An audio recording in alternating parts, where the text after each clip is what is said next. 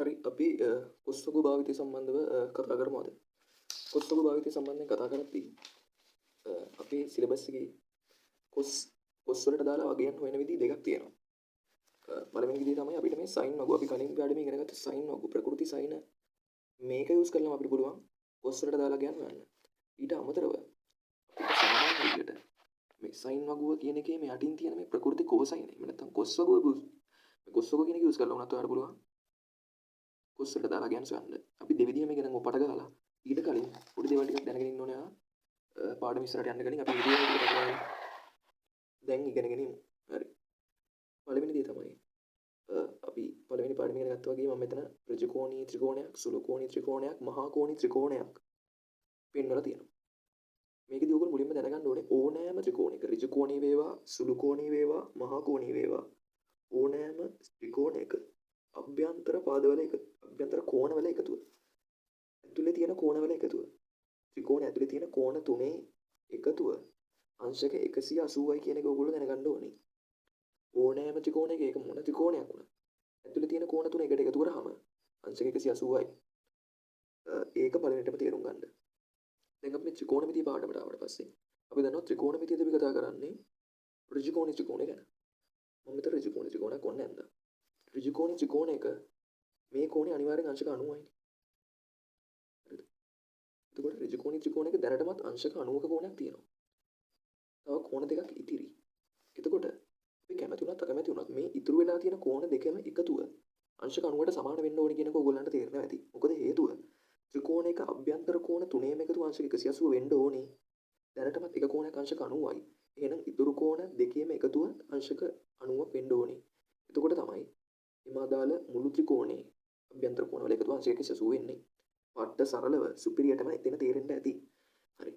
අපි මම පොඩි එක්සැම්පල් එකක් කරන්න. දැන් අපි දැන් මෙතන අංශක 90යි. අපි දැන් මේ කෝණය අංශක 30යි කියලා. මේ කෝණය අංශක 30යි නම් මේ කෝණය ඔයාලට දැන් හොයන්න පුළුවන්. ත්‍රිකෝණික අභ්‍යන්තර කෝණ තුනේම එකතුව අංශක 180යි. කෝණ දෙකක් දැනටමත් දන්නවා. ඉතුරු කෝණය එහෙනම් ඕගලන්ට හොයන්න පුළුවන් හරිම සරලව අංශක 60යි කියලා. ඒක හොයන විදිය තේරුම් නැතිනම් කියනවා ඒක හොයන්න මෙහෙමයි ත්‍රිකෝණයක කෝණවල එකතුව අංශක 180යි. මුළු කෝණවල එකතුව. දන්න කෝණ දෙකේ එකතුව අපි දැන් ලියා ගන්නවා. අංශක 90 කෝණ අපි දැනන් ඉදියා. 31 අපි දැනන් ඉදියා. මේක දැනන් ඉදියේ නෑනේ අපි. දැන් මම මතකෙන් මම හිතෙන් මේකේ උත්තරය හදලා ලිව්වට මේක අපි කලින් දැනන් ඉදියේ නෑනේ. ඒතර අපි දැනන් ඉදියේ නැති කෝණ අපි හිතමුකෝ ඊට කියලා. දැන් මේ 60 මම දන්නේ නෑ ආයෝද. මේ තේරෙන්නේ නැති ළමයින්ට මේ කියලා දෙන්නේ. ඊට මේ දෙක එකට එකතු කරලා එහා පැත්තට යවුවාම අපිට ඉතින් උත්තරය අංශක 60යි කියලා එනවා. මේ සුළු කිරීම ඔයගොල්ලන්ට කරන්න පුළුවන්. ඉතින් එතකොට මෙතන ඒ විදිහට හැදුවත් මේ උත්තරේට මේ කෝණයගේ අංශක 60යි කියලා එනවා. ඒක හැදුවේ මේ කරපු මේක හිතින් හදපු එක තේරුම් ගන්න බැරි වෙච්ච ළමයින්ට තමයි මේ කරලා පෙන්නුවේ ඒක. හරි. එතකොට සරලවම දැන් ඔයගොල්ලෝ දන්නවා ත්‍රිකෝණී ත්‍රිකෝණයක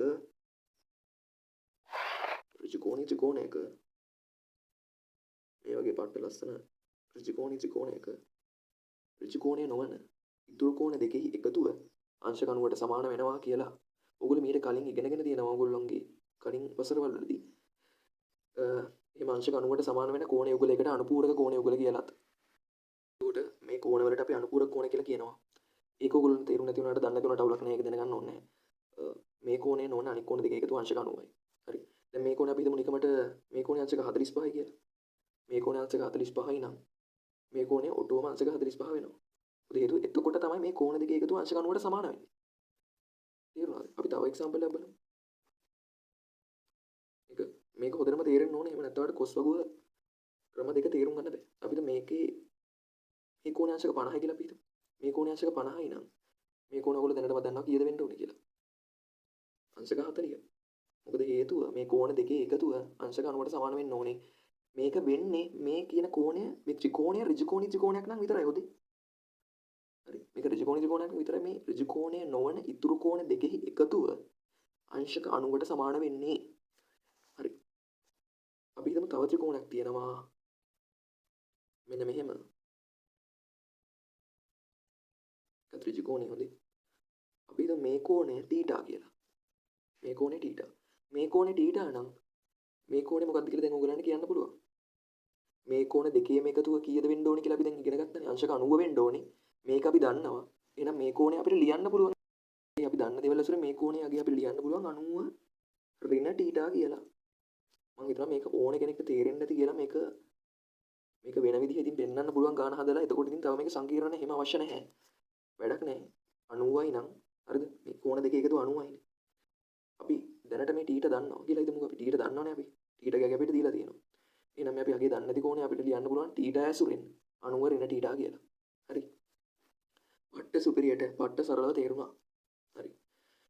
ඔන්න ඔය දේවල් ටික තේරුණා නම් අපිට දැන් පුළුවන් කොස් වලට දාලව එක්සැම්පල් එකකින් ඊටු ටික පැහැදිලි කරගන්න.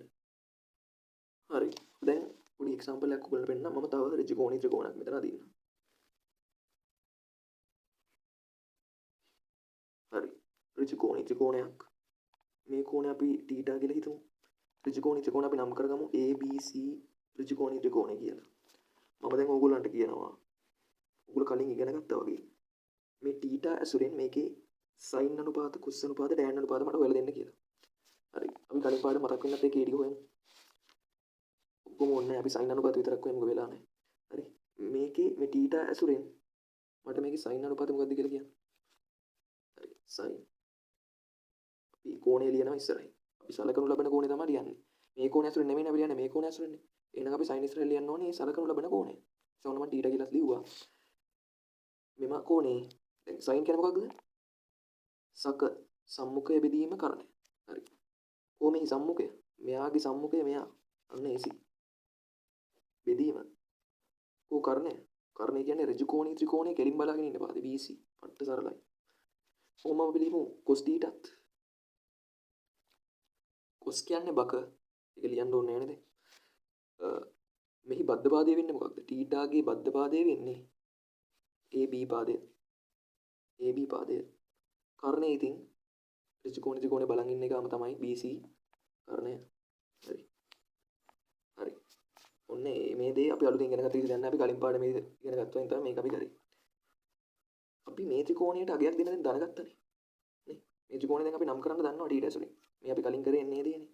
ඒ විදිහට මේක නම් කරගමු. අපිට මේක 90 ඍණ θ කියලා ලියන්න පුළුවන් නේ.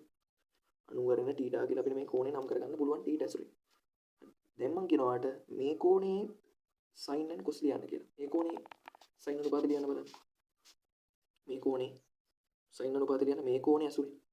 මේ කෝණය කියන්නේ 90 ඍණ θ කෝණේ sin අනුපාත ලියන්න. හරි. sin අපි සලකනු ලබන කෝණය මොකද්ද දැන්? ඒකේ නම 90 ඍණ θ තමයි ඒකේ නම. 90 ඍණ θ sin නම් සක මෙහි සම්මුඛය වෙන්නේ මෙන්න මේ පාදය AB පාදය. මේක කරණය වෙන්නේ ඉතින් කරණයම තමයි BC නේ කොහොමද? ඔන්න පට්ට ලස්සන වැඩක් දැන් මෙතන ඇවිල්ලා තියෙනවා ඔයගොල්ලන්ට පේනවා ඇති. මොකක්ද? මෙන්න මේකයි එකිනෙක සමාන වෙලා තියෙනවා. සමාන අගයන් දෙකක් ඇවිල්ලා තියෙනවා cos θට සහ sin 90 ඍණ θට. එහෙනම් මේක ඇසුරින් අපිට මේක ලියන්න පුළුවන් දැන්. මේ දෙක සමාන වෙලා තියෙන හින්දා. එහෙනම් අපි මේ දෙකත් සමාන වෙන්න ඕනේ නේ. එහෙනම් අපි මෙන්න මෙහෙම ලියාගත්තොත් වැරදි නේ. cos θ සමානයි sin 90 ඍණ θ කියලා ලිව්වොත් මේක වැරදි නැත. මොකද හේතුව ඒක දැන් අපිට ඔප්පු වෙලාම තියෙනවා මේ. ගොඩක් වෙලාවට ඔයගොල්ලන්ට මේ ඔප්පු වෙන විදිහවත් කියලා දෙන්නේ නැතුව ඇති. නමුත් මේක ඔප්පු වෙලා තියෙනවා. හරිද? cos θ සමානයි sin 90 θ. මේක තමයි මම කිව්වේ cos හොයන්න විදි දෙකක් තියෙනවා කියලා. ඕගොල්ලන්ට cos හොයන්න පුළුවන්. අපි සාමාන්‍ය විදිහට හොයපු සාමාන්‍ය විදිහට මම යනවා ඔයගොල්ලන්ට cos හොයන්න පුළුවන්. මේ යට තියෙන cosine කියන වගුව පාවිච්චි කරලා හොයන්න පුළුවන්. එහෙම නැත්නම් අපි කලින් sin හොයපු ප්‍රකෘති sin වගුව පාවිච්චි කරලත් ඕගොල්ලන්ට ඕන නම් cos අනුපාතයන් වලට අගය හොයන්න පුළුවන්. හරිද? ඉතින් ඕක තමයි විදි දෙක.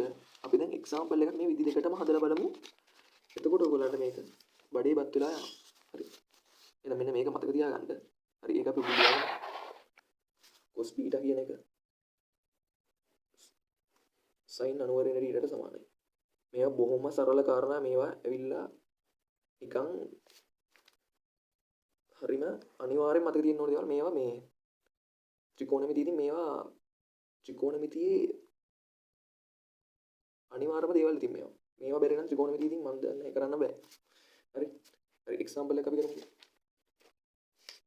දැන් මේක ඔයගොල්ලන්ට ඉතින් මේක එච්චර වැදගත් නැති කොටසක් කියලා වැදගත් නැති දෙයක් දෝ කියලා ඒ උනාට ත්‍රිකෝණමිතිය ඔයගොල්ලෝ ඉස්සරහට ඉගෙන ගන්නවා නම් ඕලෙවල් වලින් ඉදිරියට මේ වගේ සංකල්ප ඉතින් හරියට නිකන් එකතු කිරීම අඩු කිරීම වගේ අනිවාර්යයෙන්ම යොදන්න වෙන දේවල් මේවා අනිවාර්යයෙන් මතක තියෙන්න ඕනේ.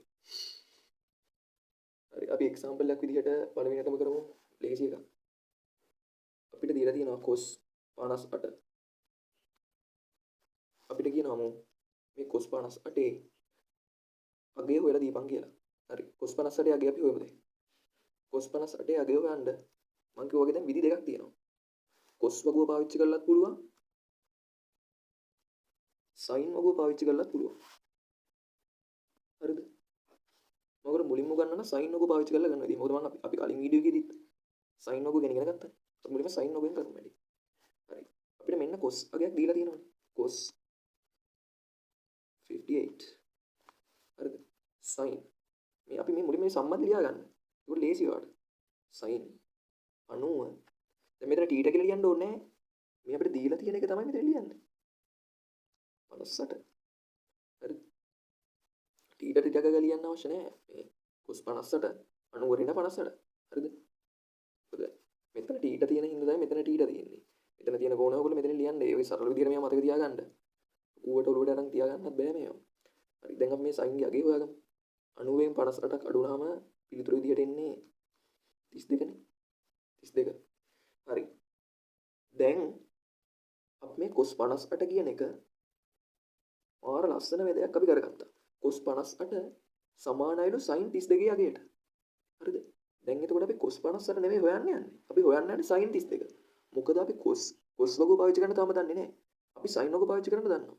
එහෙනම් ඔයගලන්ට cos වගුව දන්නේ නැතුව වුණත් විභාගෙට ගිහිල්ලා cos වලට දාලා ගණන් හදන්න පුළුවන් sin වගුව විතරක් දන්නවනම්. හරිද? කරන්න තියෙන්නේ දීලා තියෙන කෝණය 90න් අඩු කරලා එම දාලා ගෙවන්න විතරයි. ඉතින් බැලින්නම් දැන් අපිට වගු තුනක් තියෙනවා කිව්වට ඇත්තටම sin වගුව දන්නවනම් cos ඕනෙත් නැහැ. ඒක කොච්චර ලේසි පාඩමක්ද කියලා ඔයගලන්ට දැන් තේරෙනවද මේක? හරි අපි sin 32 දැන් හොයාගන්න ඕනේ. අපි sin 32 හොයමු.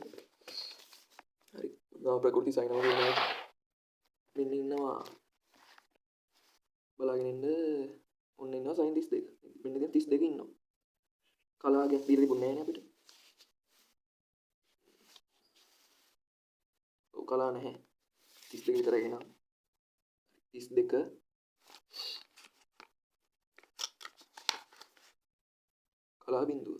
කලා බිඳුව අංශක 32 උත්තරයට එන්නේ 5.2යි 9යි 9යි 0.5.2යි 9යි 0.5.2යි 9යි 9 තමයි උත්තරයට ආවේ. ඕගොල්ලන්ගේ ලඝු පොතෙන් මේක කරලා බලන්න මේක එන්න ඕනේ. ලඝු පොතක් නැත්නම් ඕගොල්ලන්ගේ අච්චු පොතේ පිටිපස්සෙමත් ලඝු පොත් දීලා ලඝු ගණක වගුඩික උගලන් දීලා තියෙනවා. අපි යමු cos වගුවට. cos වගුව විසින් අපි දැන් හොයලා බලමු. sin වගුව විසින් හෙව්වා. cos වගුව විසින් හොයන විදිහ මම ඔයගොල්ලන්ට කියලා දෙන්නම්. අපි ඉල්ලලා තියෙන්නේ cos 58. දැන් ඔයගොල්ලෝ එන්න මේ ප්‍රകൃති sin කියන වගුවට ඒකම යට තමයි ප්‍රകൃති cosine තියෙන්නේ. මෙන්න ලස්සනට ඉන්නවා. හරි. එතකොට මේ cosine බලන්නේ උඩ ඉඳන් යටට නෙමෙයි. අපි sin උඩ ඉඳන් යට බැලුවේ. cosine කතන්දරේ තියෙන්නේ යට ඉඳන් උඩට. හරිද? යට ඉඳන් උඩට. ඒ වගේම අපි මේ cosine වලදී යට ඉඳන් උඩට බලන්න ඕනේ. හරි. අපේ ගානට අපි ආවොත් cos 58 නේ අපි හොයන්න කියලා තියෙන්නේ. cos 58 හොයද්දී. හරිද? දැන් ඔයා යන්න ඕනේ මෙන්න මේ තීරුවේදී ගේනන්න නෙවෙයි හොදේ. මේ sin වලදී පාවිච්චි කරපු තීරුව. cos වලදී මේක අමතක කරන්න ඕනේ. හරිද? cos වලදී මේක තියාගන්න එපා. ඔලුවට ගන්න එපා මේක. cos වලදී ඔයා යන්න ඕනේ මෙන්න මේ තීරුව දිගේ. මෙන්න මේ මැද තීරුව දිගේ. හොයාගන්න බලන්න අංශක 58 බලමු. මේ පැත්ත නම් අංශක 58 තියෙන විදිහක් නෑ. මෙන්න තියෙනවා අංශක 58. මෙන්න සෙට් වුණා. බලන්න මම ගියේ මෙහෙන් නම් නෙවෙයි. මෙහෙන් නම් යන්න එපා. මේ පැත්ත sin පැත්ත. මොකද මේවා තියෙන sin වලට. හරිද? මෙන්න cos 54 55 56 57 අන්න මෙන්න 58. කලාවයක් තිබ්බද? කලා නැත. එහෙනම් 58 58යි කලා බිඳුව. කලා බිඳුව. එහෙනම් මෙන්න මෙතන තියෙන අගය 0.5.2යි 9යි 9. පිළිතුරු විදියට එනවා. cos ඇසුරින් 0.5.2යි 9යි 9 කියලා. වට්ට සරලයි. එතකොට ලස්සනම වැඩේ උත්තර දෙක සමානයි. 5.2යි 9යි 9. මොන විදිහෙන් හැදුවත් එකම උත්තරේ එනවා. හැබැයි ඔයගොල්ලන්ට තේරෙනවා sin වලින් හදද්දී පියවර ටිකක් වැඩි. එකතු කරන්න තියෙනවා, අඩු කරන්න තියෙනවා, වැරදීමේ සම්භාවිතාව ටිකක් වැඩි. ඒ නිසා ඔයගොල්ලෝ cos දැනගෙන ඉදීම වටිනවා. හැබැයි ඔයගොල්ලෝ කොස් දන්නේ නැති වුණත් සයින් දන්නවා නම් වැඩේ කරන්න පුළුවන් කියන එකත් ඔයගොල්ලෝ දැන් දන්නවා. අපි යන් ඊළඟ ගානට. තව එක ගානක් හදුවාම ඔතන ප්‍රමාණවත් මේ වැඩේ කරන්න. අපි දැන් එක ගානක් හදලා බලමු. හරි. අපි මේ ගාන හදන්න බලමු. cos 56යි අංශක කලා 18. කලින් ගියේ අපිට කලා තිබුණේ නැහැ. අපි මේකේ කලත් එක්ක හදලා බලමුකෝ. දැන් මේ කලා එක්ක වැඩේ කරේ නේද ඔයගොල්ලන්ට තේරෙයි. සයින් වලින් මේක කරනවට වඩා cos වලින් කරන එක ලේසි කියලා. අපි දෙවිදිහටම හදමු. cos වගු වෙනුත් හදමු. සයින් වගු ඇසුරෙනුත් හදමු. පුරුදු පරිදි අපි සයින් වගුවේ මුලින්ම හදමු. සයින් වගුවෙන් හදද්දී අපි ඔබට මතක සම්බන්ධය නැවත ලියාගන්න cos θ sin අනුවරණ θ කියන සම්බන්ධය වලට දැන් මතකයිනේ. මේවා මතක තියාගන්න ඕනේ නැහැ. ඉතින් මේවා නිකන් බඩේ බත් වෙලා තියෙන ඕනේ දේවල් උදේ. හරි. cos θ sin අනුවරණ θ. හරි. අපි ලියමු. sin අනුවරණ θ අනුව θ කියන්නේ 56යි අංශක 18යි කලා.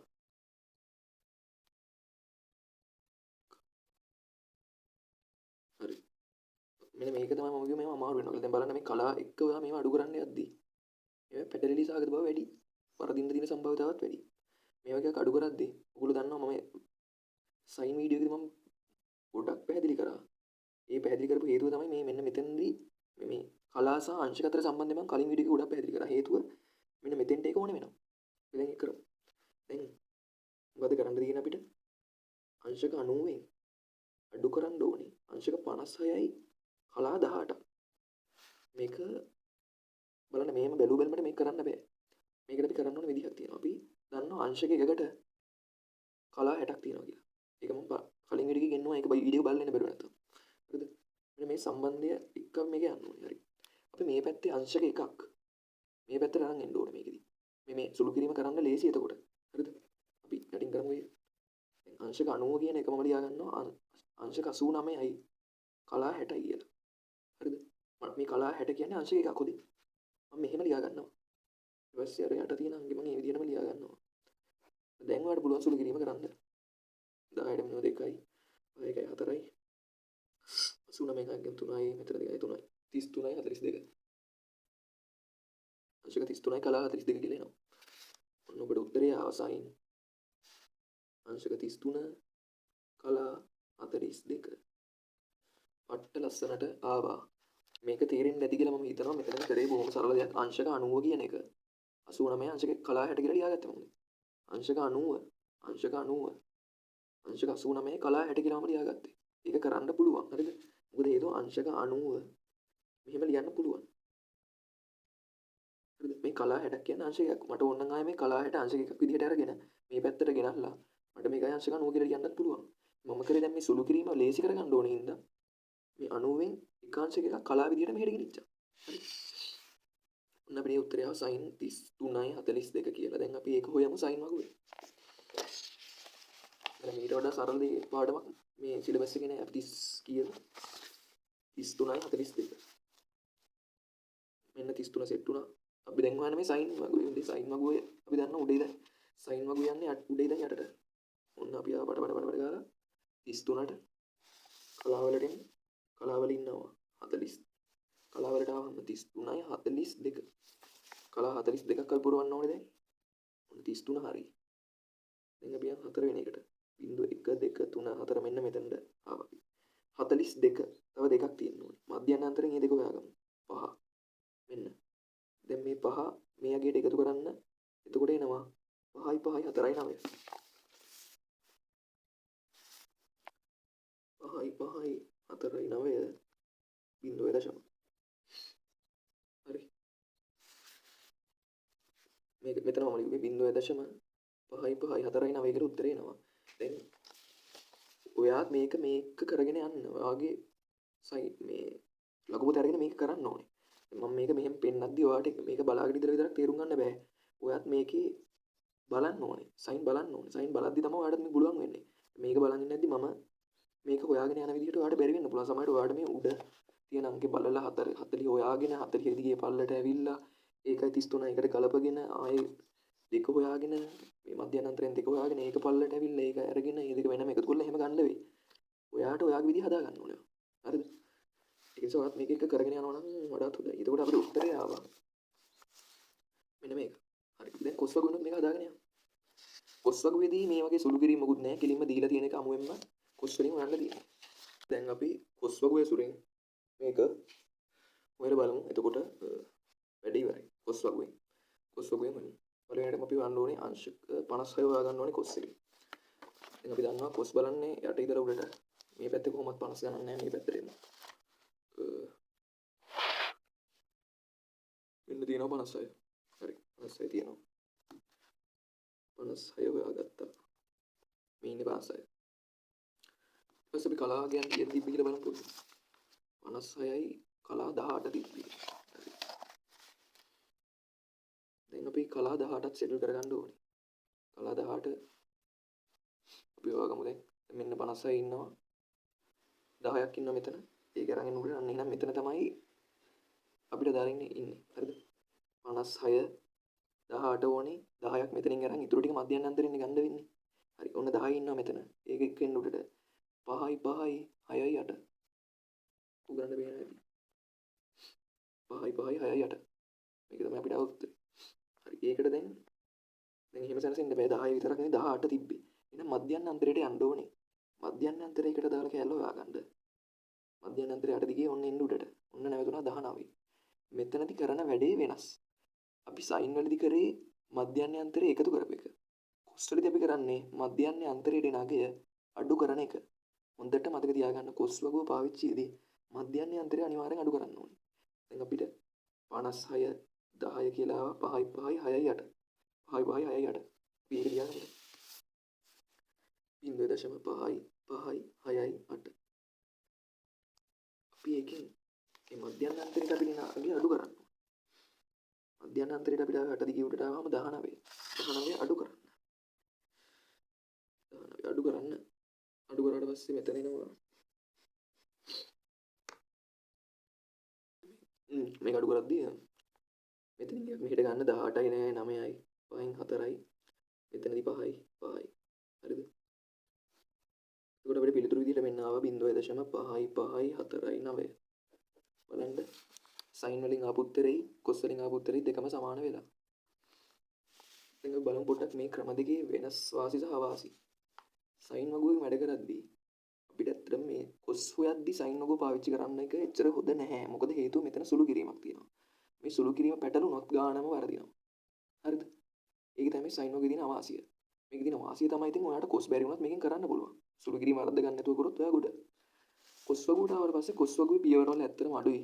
ලේසි. හැබැයි ඔයාලට කොස් බලද්දී ඔයා මතක තියාගන්න ඕනේ යටේ ඉතින් උඩට බලන්නේ. එතකොට ඒ බලද්දී අපි යටේ ඉතින් උඩට බලන්න ඕනේ. අපි යූස් කරන මේ තීරුව එහෙම අපටලා ගත්තොත් වැඩේ ඔක්කොම ඉවරයි. වටිනම දේ මධ්‍යයන් අන්තරය අඩු කරන්නේ. සයින් වගුව සයින් බලද්දී මධ්‍යයන් අන්තරය එකතු කරාට කොස් බලද්දී මේ මධ්‍යයන් අන්තරය අපි එන ගානින් අඩු කරන්නේ. ඒකත් මතක තියාගත්තොත් ඉතින් මම නම් කියන්නේ කොස් වලින් බලන එක තමයි ලේසි. හරි.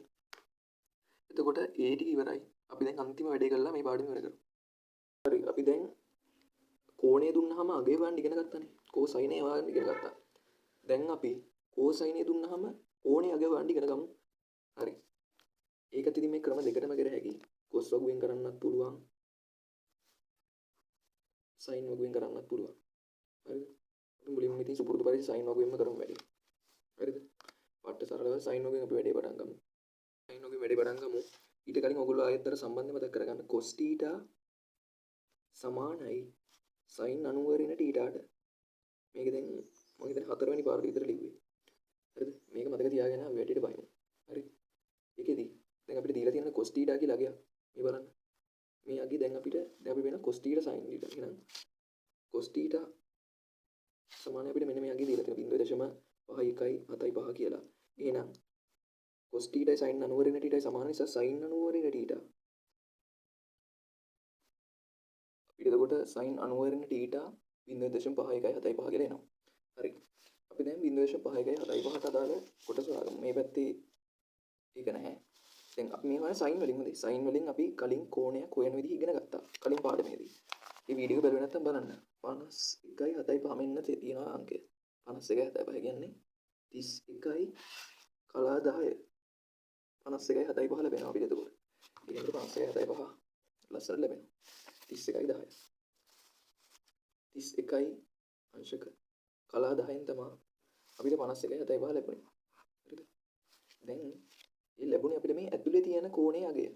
90 ඍණ θ කියන එක තමයි අපිට 31යි අංශක කලා 10 කියලා ලැබුණේ. අපිට ඕනේ θ ගේ අගය. හොඳේ. අපෙන් අහන්න අපිට දැනගන්න ඕනේ මේ cos θ. θ ගේ අගය තමයි අපි දැනගන්න ඕනේ මේ. θ ගේ අගය තමයි අපිට හොයාගන්න අවශ්‍ය වෙන්නේ. එහෙනම් දැන් අපි θ හොයාගන්න මේ θ උක්ත කරගන්න ඕනේ. එහෙනම් 90 ඍණ 31යි අංශක කලා 10 θ අපි ගෙනියනවා මේ පැත්තට. දැන් මෙන්න මේ සුළු කිරීමෙන් පස්සේ තමයි අපිට θ ගේ අගය හොයාගන්න පුළුවන් වෙන්නේ. පරණ පරිදි අපි සුළු කරමු. 90 කියන එක මම 89යි කලා 60කට මේ විදිහටම ලියා ගන්නවා. මම මේක අඩු කරනවා අංශක 31යි කලා 10යි. මෙතන කලා 50ක් එනවා. පට්ට සරලව මෙතන 8යි. පට්ට සරලව මෙතන 50යි. අංශක 58යි කලා 50යි කියලා අපිට පිළිතුරු විදිහට එනවා. එතකොට θ අංශක 58යි කලා 50යි කියලා මෙන්න මේ විදිහට පට්ට සරලව ලැබුණා. sin වගුව ඇසුරෙන් මේක හොයද්දි අපි බලන්න ටිකක් දිගට ඇවිල්ලා තියෙනවා. අපි cos වලිනුත් මේ විදිහටම අපි හොයාගෙන යන්න බලන්න. මොකක්ද වෙන්නේ කියලා. cos වගුවෙන් අපි හදද්දී දැන් අපි මේක cos වගුව ඇසුරෙන් බලමු. cos වගුව අපි යට තියෙන්නේ. හොයාගෙන යන්න බලන්න. බලාගෙන යනවා මේ පැත්තේ නැත. බ්‍රෙන්ඩ් වෙනවා මේ පැත්තට. 51යි 7යි 5 කොහෙද ඉන්නේ? මෙන්න ඉන්නවා 51යි 7යි 5. අපි දැන් කතන්දරේ කියන්නේ මේ cos ඇසුරෙන් තමයි මේක බලන්නේ. 51යි 7යි 5. දැන් අපි මේ පැත්තට යන්නේ නැහැ. මේ පැත්තේ ඉන්නේ sin. මේ පැත්තට තමයි cos කතන්දරය යන්නේ. හරි. ඒකම දෙක කරන්නේ 51යි 7යි 5. අපි ලස්සනට වෙන් කරගම එන්න ඉන්න 58ට තමයි ඒක සෙට් වෙන්නේ. හරිද? ගානටම 58ට. ගානට 58ට සෙට් වෙන්නේ. කලා කතන්දර ඇත්තෙත් නෑ. දැන් 51යි 7යි 5 ගානට තියෙනවා නම් ඉතින් කලාව වුණෙත් නෑනේ. 51යි 7යි 5 ගානට 58ට සෙට් වෙන්නේ. හරිද? මේ පැත්තට යන්න ඕනේ නෑ කියන්නේ. හරිද?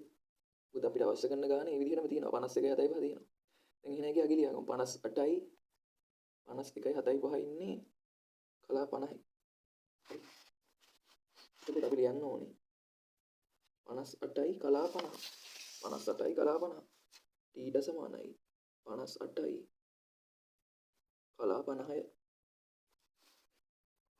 හරි. පට්ට සරලව cos වලින් බලන්න කොච්චර ලේසිද කියලා cos වලින් වැඩි කරද්දී. බලන්නකෝ.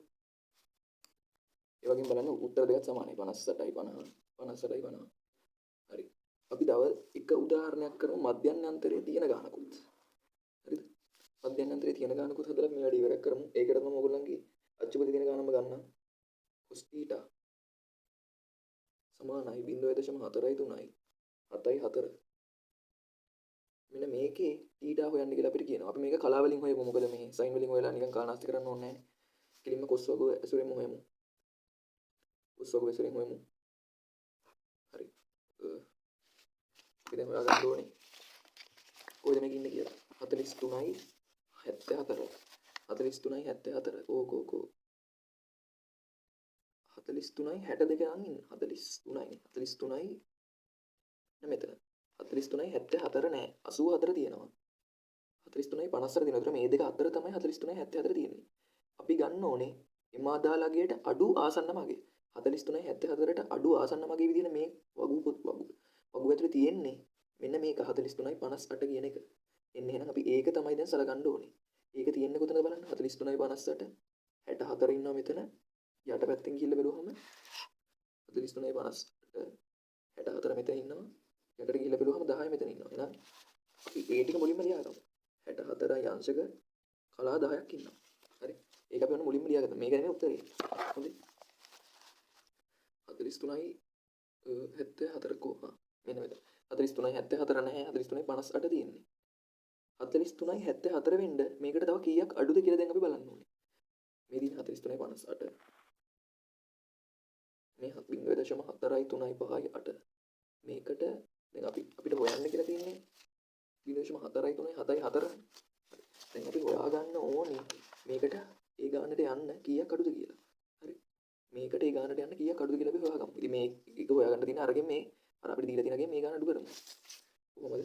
මේ අපිට දීලා තියෙන ගානේ 0.4යි 3යි 5යි 8 අඩු කරමු. මේක අඩු කරගෙන යන්න උත්තර විදිහට අපිට ඉන්නේ මාදාල දැන් 10ක් එනවා මෙතෙන්ට එකක් එනවා 0.0යි 16 තමයි අපිට එන්නේ. මේ විදිහට සුළු කරගෙන ගියාට පස්සේ 16 තමයි අපිට උත්තරේ විදිහට එන්නේ. හරි. කරලා තියෙන්නේ මේකෙන් අපිට තියෙන ගාන අපිට ලැබිච්ච ගාන ආසන්නම ගාන මේ තියෙනවා. ඒක අඩු කරා. මේක හිතෙන් කරන්න පුළුවන් ඕගොල්ලන්ට. මම මේ කරලා පෙන්නුනේ තීරුම් නැති කෙනෙක් ඉන්නවා නම් කියලා. හරි දැන් අපිට ආයෙ උත්තරේ 16 නේ. 16 ඉන්නේ කොතනද කියලා බලන්න මධ්‍යම අන්තරයේ දිගේ ගිහිල්ලා මෙන්න මෙතන. දැන් මේ මධ්‍යම අන්තරයේ කැලේ දිගේ පල්ලට ඇවිල්ලා බලන්න ඒකයි තියෙන මධ්‍යම අන්තර අගය. 16 නම් ඒකයි තියෙන්නේ 6ට කලා 6. එහෙනම් ඉතින් මේ 10 කියලා තියෙන තැන මේ ඉලක්කම විදියට අපිට එන්න ඕනේ 6.